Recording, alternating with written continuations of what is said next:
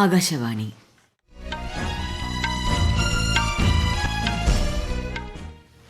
നമസ്കാരം. വാർത്തകൾ വായിക്കുന്നത് സീന ആന്റണി.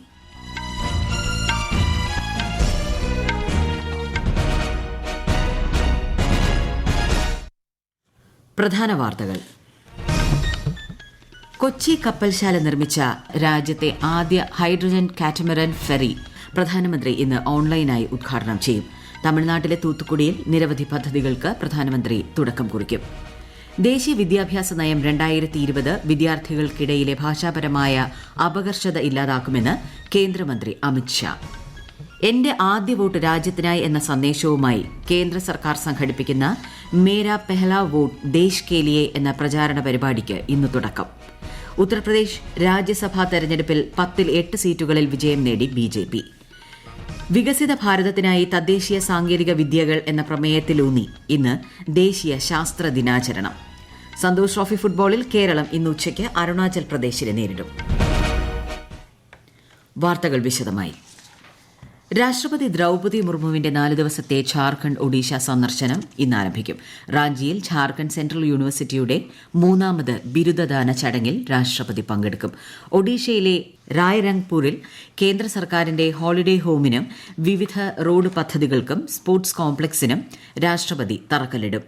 ബർസാഹിയിലെ ഏകലവ്യ മോഡൽ റെസിഡൻഷ്യൽ സ്കൂളിന്റെ ഉദ്ഘാടനവും രാഷ്ട്രപതി ദ്രൌപദി മുർമു നിർവഹിക്കും.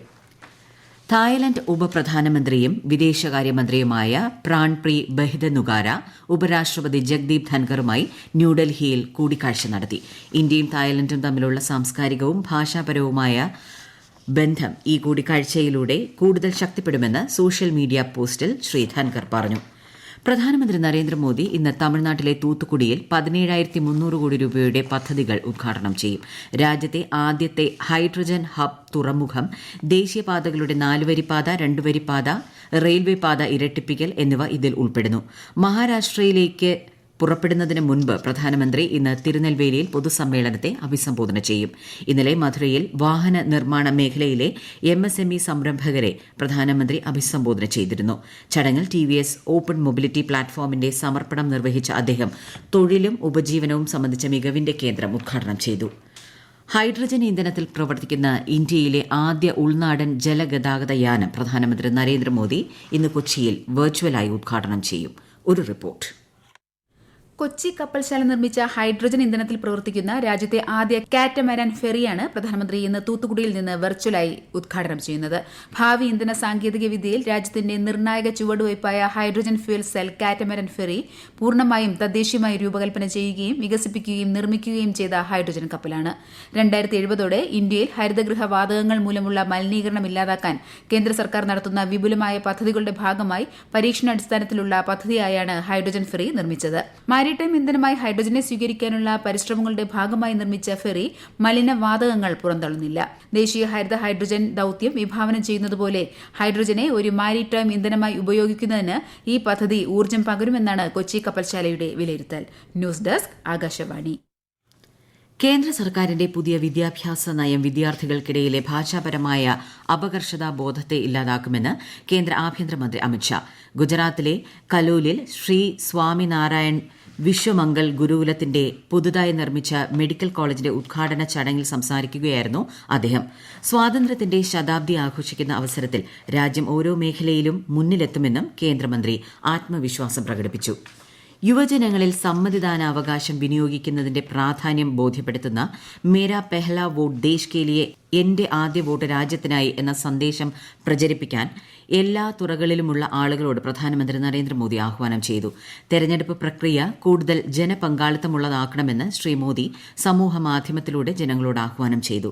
തെരഞ്ഞെടുപ്പിൽ യുവജനങ്ങളുടെ സാർവത്രിക പങ്കാളിത്തം ഉറപ്പാക്കുന്നതിനായി രാജ്യത്തുടനീളമുള്ള ഉന്നത വിദ്യാഭ്യാസ സ്ഥാപനങ്ങളിൽ സർക്കാർ ഇന്നു മുതൽ പരിപാടികൾ സംഘടിപ്പിക്കും. ഉത്തർപ്രദേശ് രാജ്യസഭാ തെരഞ്ഞെടുപ്പ് ഫലം പ്രഖ്യാപിച്ചു. ബിജെപി 8 സീറ്റുകളിൽ വിജയിച്ചപ്പോൾ സമാജ്വാദി പാർട്ടി സ്ഥാനാർത്ഥികൾ 2 സീറ്റുകളിൽ വിജയിച്ചു.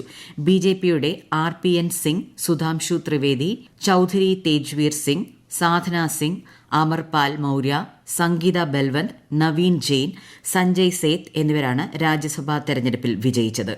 ഈ വാർത്തകൾ ആകാശവാണിയിൽ നിന്ന്.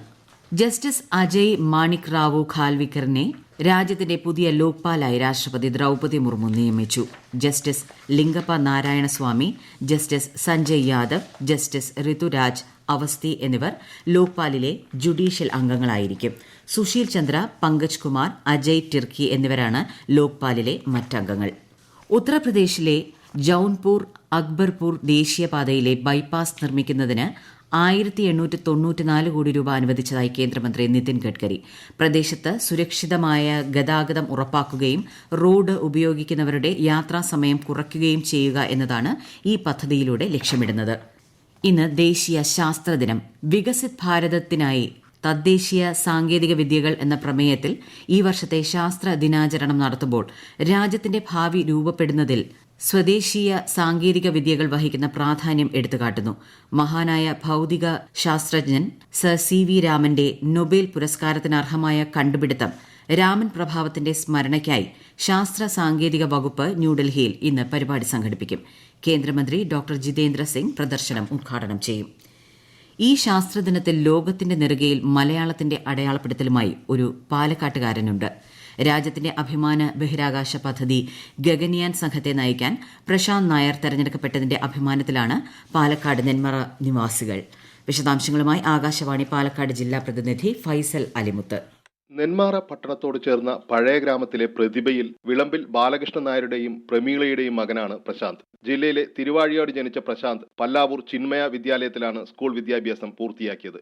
പാലക്കാട് NSS എഞ്ചിനീയറിംഗ് കോളേജിൽ പഠിക്കുമ്പോഴാണ് നാഷണൽ ഡിഫൻസ് അക്കാദമിയിലേക്ക് സെലക്ഷൻ ലഭിക്കുന്നത്. ഡിഫൻസ് അക്കാദമിയിലെ പഠനശേഷം പ്രശാന്ത് സേനയിൽ ചേർന്നു. A കാറ്റഗറി ഫ്ലൈയിംഗ് ഇൻസ്ട്രക്ടറും ടെസ്റ്റ് പൈലറ്റുമായ പ്രശാന്തിന് 3000 മണിക്കൂർ പറക്കൽ പരിചയമുണ്ട്. സുഖോയ്, മിഗ്, ഹോക്ക്, ഡോണിയർ തുടങ്ങിയ വിമാനങ്ങൾ പറത്തിയിട്ടുള്ള പ്രശാന്ത് ഇപ്പോൾ വ്യോമസേനയിലെ ഗ്രൂപ്പ് ക്യാപ്റ്റനാണ്. നെഹ്റു യുവകേന്ദ്ര രാജ്യവ്യാപകമായി നടത്തുന്ന ജില്ലാതല youth parliament Thiruvananthapuram Santhigiri Siddha medical കോളേജിൽ കേന്ദ്രമന്ത്രി വി മുരളീധരൻ ഇന്ന് രാവിലെ ഉദ്ഘാടനം ചെയ്യും. യുവജനങ്ങൾക്ക് അവരുടെ അഭിപ്രായങ്ങളും കാഴ്ചപ്പാടുകളും അവതരിപ്പിക്കാനും വിവിധ വിഷയങ്ങൾ ഭരണതലത്തിന്റെ ശ്രദ്ധയിൽപ്പെടുത്താനും സർക്കാരിന്റെ വിവിധ സംരംഭങ്ങളെക്കുറിച്ച് യുവജനങ്ങളെ ബോധവൽക്കരിക്കുകയും അതിന്റെ സ്വാധീനത്തെക്കുറിച്ച് ചർച്ച ചെയ്യാനുമാണ് യൂത്ത് പാർലമെന്റ് സംഘടിപ്പിക്കുന്നത്. ജമ്മു കശ്മീരിലെ ജമാഅത്തെ ഇസ്ലാമിയുടെ നിരോധനം കേന്ദ്രം 5 വർഷത്തേക്ക് കൂടി നീട്ടി. 2019 ഫെബ്രുവരി 28-നാണ് സംഘടനയെ നിയമവിരുദ്ധ സംഘടനയായി ആദ്യം പ്രഖ്യാപിച്ചത്. തീവ്രവാദത്തിനും വിഘടനവാദത്തിനുമെതിരെ സഹിഷ്ണുതയില്ലാത്ത പ്രധാനമന്ത്രി നരേന്ദ്രമോദിയുടെ നയം പിന്തുടരുന്നതിനാലാണ് തീരുമാനമെന്ന് സോഷ്യൽ മീഡിയ പോസ്റ്റിൽ കേന്ദ്ര ആഭ്യന്തരമന്ത്രി അമിത്ഷാ പറഞ്ഞു. ആയുഷ്മാൻ ഭാരത് ഹെൽത്ത് അക്കൌണ്ട് ആഭയുടെ കീഴിൽ OP രജിസ്ട്രേഷനുകൾ 2 കോടിയിലധികമായതായി ദേശീയ ആരോഗ്യ അതോറിറ്റി അറിയിച്ചു. 2022 ഒക്ടോബറിൽ ആയുഷ്മാൻ ഭാരത് ഡിജിറ്റൽ മിഷന്റെ കീഴിൽ ആരംഭിച്ച സ്കാൻ ആൻഡ് ഷെയർ എന്ന നൂതന പേപ്പർ രഹിത സേവനത്തിലൂടെയാണ് ഈ സുപ്രധാന നാഴികക്കല്ല് കൈവരിക്കാനായത്. സന്തോഷ് ട്രോഫി ഫുട്ബോളിൽ കേരളം ഇന്ന് അരുണാചൽ പ്രദേശിനെ നേരിടും. ഉച്ചയ്ക്ക് 2:30-നാണ് മത്സരം. 3 മത്സരങ്ങളിൽ നിന്നായി ഓരോ ജയവും സമനിലയും തോൽവിയുമായി നിലവിൽ കേരളം 4ാം സ്ഥാനത്താണ്. വനിതാ പ്രീമിയർ ലീഗ് ക്രിക്കറ്റിൽ ഇന്നലെ റോയൽ ചലഞ്ചേഴ്സ് ബാംഗ്ലൂർ ഗുജറാത്ത് ജയന്റ്സിനെ 8 വിക്കറ്റിന് പരാജയപ്പെടുത്തി. ചിന്നസ്വാമി സ്റ്റേഡിയത്തിൽ ബാംഗ്ലൂർ ഉയർത്തിയ 108 റൺസ് വിജയലക്ഷ്യം 7 ഓവറും 3 പന്തും ബാക്കി നിൽക്കെ 2 വിക്കറ്റ് നഷ്ടത്തിൽ ഗുജറാത്ത് മറികടന്നു. ഇന്ന് രാത്രി 9:30-ന് മുംബൈ ഇന്ത്യൻസ് UP വാരിയേഴ്സിനെ ബംഗളൂരുവിൽ നേരിടും. ISL ഫുട്ബോളിൽ ഹൈദരാബാദ് FCക്കെതിരെ പഞ്ചാബ് FCക്ക് വിജയം. ഏകപക്ഷീയമായ 2 ഗോളുകൾക്കാണ് പഞ്ചാബിന്റെ വിജയം. ഇന്ന് മുംബൈ സിറ്റി ഗോവ FCയെ നേരിടും. രാത്രി 7:30-ന് മുംബൈയിലാണ് മത്സരം. ലോകരാജ്യങ്ങൾ കയറ്റുമതി രാജ്യങ്ങളുടെ വ്യാപാര താൽപര്യങ്ങളിൽ മാത്രം ശ്രദ്ധ കേന്ദ്രീകരിക്കുന്നത് വികസ്വര രാജ്യങ്ങളുടെ അടിസ്ഥാന ആവശ്യങ്ങളോടുള്ള അവഗണനയെന്ന് ഇന്ത്യ. അബുദാബിയിൽ നടക്കുന്ന ലോക വ്യാപാര സംഘടനയുടെ മന്ത്രിതല സമ്മേളനത്തിൽ പബ്ലിക് സ്റ്റോക്ക് ഹോൾഡിംഗിനുള്ള ശാശ്വതമായ പ്രശ്നപരിഹാരത്തിന് ശക്തമായ വാദമുന്നയിക്കുകയായിരുന്നു ഇന്ത്യ. പ്രധാന വാർത്തകൾ വീണ്ടും. കൊച്ചി കപ്പൽശാല നിർമ്മിച്ച രാജ്യത്തെ ആദ്യ ഹൈഡ്രജൻ കാറ്റമറൻ ഫെറി പ്രധാനമന്ത്രി നരേന്ദ്രമോദി ഇന്ന് ഓൺലൈനായി ഉദ്ഘാടനം ചെയ്യും. തമിഴ്നാട്ടിലെ തൂത്തുക്കുടിയിൽ നിരവധി പദ്ധതികൾക്ക് പ്രധാനമന്ത്രി തുടക്കം കുറിക്കും. ദേശീയ വിദ്യാഭ്യാസ നയം 2020 വിദ്യാർത്ഥികൾക്കിടയിലെ ഭാഷാപരമായ അപകർഷത ഇല്ലാതാക്കുമെന്ന് കേന്ദ്രമന്ത്രി അമിത്ഷാ. എന്റെ ആദ്യ വോട്ട് രാജ്യത്തിനായി എന്ന സന്ദേശവുമായി കേന്ദ്ര സർക്കാർ സംഘടിപ്പിക്കുന്ന മേരാ പെഹ്ല വോട്ട് ദേശ് കെ ലിയെ എന്ന പ്രചാരണ പരിപാടിക്ക് ഇന്ന് തുടക്കം. ഉത്തർപ്രദേശ് രാജ്യസഭാ തെരഞ്ഞെടുപ്പിൽ 10-8 സീറ്റുകളിൽ വിജയം നേടി BJP. വികസിത ഭാരതത്തിനായി തദ്ദേശീയ സാങ്കേതിക വിദ്യകൾ എന്ന പ്രമേയത്തിലൂന്നി ഇന്ന് ദേശീയ ശാസ്ത്ര ദിനാചരണം. സന്തോഷ് ട്രോഫി ഫുട്ബോളിൽ കേരളം ഇന്ന് ഉച്ചയ്ക്ക് അരുണാചൽ പ്രദേശിനെ നേരിടും. വാർത്തകൾ കഴിഞ്ഞു. അടുത്ത വാർത്താ പ്രക്ഷേപണം 12:30.